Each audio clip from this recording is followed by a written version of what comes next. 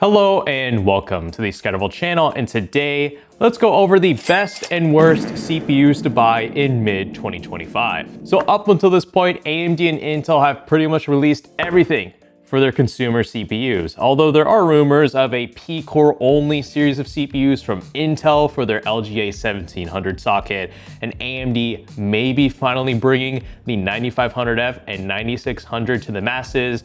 Other than those, we're pretty much set in stone for CPUs for the year 2025, but there have been some changes in the market since the last time I made this video. So if you want an up-to-date recommendations of what are the best budget CPUs, mid-range CPUs, and high-end CPUs, not just for gaming, but for even stuff beyond that, like productivity and workloads, then I'll try to do my best to fill you in on what's good and what's bad in this video. But unlike last CPU buyer's guide video, this time around, it's going to be even easier thanks to the help of a second new website that I created called cpus.gg. So if you want to play around with this website yourself, you're welcome to, but here I'm gonna play around with, specifically for this video, the tags here that let me find CPUs that are better than just for gaming. I can find some that I recommend for artificial intelligence, running many virtual machines at the same time if you're running multiple operating systems, live streaming, esports, those are pretty self-explanatory. And of course, how many cores and threads we want out of our CPU and what socket we're looking for these CPUs. This is a super cool website that pretty much lets you find the right CPU for your system based off of your needs, while separating CPUs from high-end to mid-range to budget. So this should be a really beginner-friendly website if you don't know what CPU is gonna be right for your PC. So I'll be featuring this website quite a bit throughout the video, and otherwise, let's get straight into my best budget CPUs to look into for mid-2025. So I'm gonna start off the best budget CPUs to get in mid-2025 segment off with some bad news, especially for those of you who are maybe interested in building a budget gaming PC around an older Ryzen 5000 CPU. So right now, RAM manufacturers are slowly phasing out older DDR4 RAM kits in favor of new DDR5 RAM kits that are supported by the latest Intel and AMD chipsets. And why this matters to old AM4 CPUs like Ryzen 5000 is that B550, B450, X570, X470, and any AM4 motherboard you can pair with one of these 5000 or older CPUs can only utilize DDR4 memory, which for a good part of the last 2 years was actually in some ways a benefit for budget PC gamers because DDR4 RAM kits are still significantly cheaper than DDR5 RAM kits. You can pick up this here from this $500 gaming PC build I've got on PCbuilds.gg for 31 bucks, which is still really affordable. But knowing that RAM manufacturers are probably gonna start phasing out DDR4 RAM kits in favor of DDR5, as seen as in some places, they've actually resumed production because consumer demand is still there for old DDR4 RAM kits, I can't say with confidence that the advantage of going with cheaper memory on an older Ryzen 5000 system may be worth it in the future. So for the moment, for my favorite budget gaming CPUs, I'm going to give these Ryzen 5000 CPUs that I would otherwise recommend, like the 5500 and the 5600, a soft no, because of that potential looming DDR4 RAM production slowdown that could jack up prices on DDR4 RAM kits, which won't really make this older CPU platform that viable anymore in 2025 and beyond. But what I do recommend instead, so we'll just get right into my favorite budget gaming CPU. So right here, it's the first #1 ranked under cpus.gg in the budget category. It is the Ryzen 5 7500F. And heck, if you weren't comfortable with buying this CPU from AliExpress, you can get it on Newegg for $140.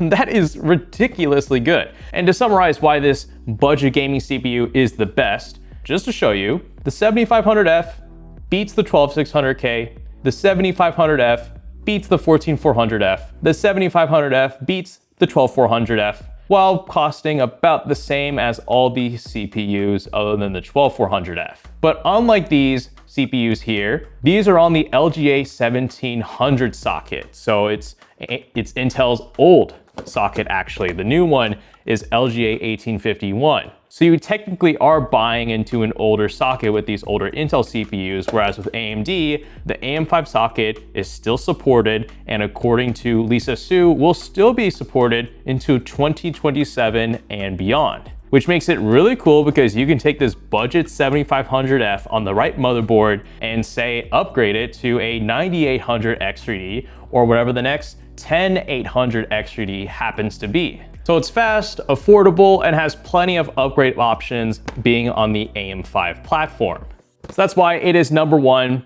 Really, honestly, I just stopped watching. I just skipped to the next mid-range or high-end segment of CPUs if you want to see what my favorites are for those. Nothing's really going to beat the 7500F right now. But if you wanted options, say if you were a video editor and you wanted a CPU with more than just 12 threads for video editing or other productivity workloads, we go ahead and set the tags here to editing and we scroll down to budget. The nice thing with these Intel Core i5 12600Ks and 14400Fs is that they come with 14 threads, which is technically 2 more than the 12 threads that would come with the 7500F, but nonetheless is there. And although I've got the KF models here, if you get the non-F models that come with integrated graphics, those include the Intel QuickSync codec, which is nice for video editors who otherwise don't have like a super expensive RTX 5000 GPU or RX 9000 GPU to decode 4K H.265 compressed 10-bit 422 footage. You can just do that off of the CPU, but you gotta make sure that it doesn't have an F. But otherwise, like what I have here on the website, it's 7500F or nothing. I am aware though that the 8400F, depending on your region, can be a good buy, but at least here in the United States, there is only a $25 difference in price. And at that point, you gotta go 7500F. It doesn't matter if the 8400F is an 8000 CPU, it comes with half the L3 cache of the 7500F, which does it more harm in gaming, despite technically having an 8000 series name over a 7000 series name. Look up benchmarks between the 7500F and the 8400F if you just wanna see what I'm talking about. Heck, the 8400F gets beat by an old 5600. So I rest my case. Now let's move along to the best mid-range gaming CPUs, which I will say there's a lot of variety, which is great to see, mostly from AMD, but to Intel's credit, they are providing a gnarly discount on the Intel Core Ultra 265K. You can get this for $293. I think that's kind of decent for those of you who are video editors and gamers who once again want to utilize the Intel QuickSync codec in these non-F Intel CPUs for video editing if you can't afford a super expensive RTX 5000 or RX 9000 GPU for video editing. But would I really choose this CPU for gaming for $293? No, because for the same price, you can get the 9700X for right now at $300 on Amazon. Oh, never mind. $313. This CPU will go down in price during Prime Week, which is going to be happening soon after this video. It should be about $290, not $313. Because actually at that point, the 7700X would actually be an even better buy because in terms of gaming performance, the 7700X and the 9700X are really close. That said, look at that price difference. This is $245 versus the 9700X's $313. And the only thing you're really giving up between the 9700X and the 7700X is power draw. The 9700X is a much more efficient CPU, whereas the 7700X does draw more power, will be hotter, but has roughly the same performance as this. This is what I recommend for the mid-range, although right now I've got the 7700X as my favorite mid-range gaming CPU right now because of that really good discount, putting it at $245. That said, I do want to give a shout out to the 9600X. It is on also a pretty good discount for $175 on Amazon and other websites. This is very, very competitive. Actually, to some degree, I never saw the last generation 7600X go below $195 at all during Black Friday and Cyber Monday. And right now in the middle of 2025, you can pick up a 9600X for $175. That is pretty spectacular. If anything, I might actually put it here at the top, but I think that 7700X at $245 is too good of a deal given that it's an 8-core, 16-threaded CPU. But the 9600X for $175 is also really, really good. And if you were just a gamer and you didn't know if you wanted to choose the 7700X or the 9600X, don't sweat it. You really don't need any more than 8 cores for PC gaming. 6 cores is still gonna be fine in 2025. If you had to save that $70 or so with the 9600X, you're not losing out out on like your gaming PC's lifespan or anything like that. But regardless, both of these will be really good choices for a mid-range gaming PC in 2025. And I would like to see the Intel Core Ultra 245K go on an even heavier discount because 260 is not enough. It loses to all of the aforementioned CPUs that I talked about in gaming. This needs to be like 220 for me to consider it, because it does come again with multiple threads, which makes it okay for productivity work. But for gaming, still slow. Now for the best high-end CPUs for gaming and anything else, because actually the more you spend on your CPU, the more equipped it's gonna be for productivity and workstation applications. As you can see with all the tags here underneath these CPUs, there's quite a bit you can do with 12 core and 16 core CPUs, but I want to reiterate, you really don't need those 12 or 16 core CPUs for gaming. But also, spoiler alert, this is pretty much entirely going to be dominated by AMD. And that is because these X3D CPUs right here, the 9950X3D, the 9800X3D, and the 9900X3D combine the best of both worlds of gaming and multi-core productivity workloads, which is something the Intel Core Ultra 285K that I have right here simply can't do. It does not match the gaming prowess of these higher end X3D CPUs whatsoever while retailing for more. But in terms of multimedia workloads and productivity and that kind of stuff, it is still faring pretty well. So if you were just someone who does work on your PC, not gaming at all, then the 285K is going to be cooler, quieter, and draw less power than these CPUs right here. But if you wanted that all-in-one gaming and workstation CPU, you're not really gonna find that in the 285K, you're only gonna find that in these. So I just wanna put that out there. This is not a bad CPU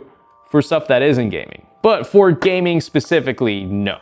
Don't get a 285K just for gaming. You're wasting your money. My two favorite gaming CPUs at the moment in the high end, it's gonna have to be either the 9800X3D or actually the last generation 7800X3D, which I haven't talked about much. I will do so in a little bit.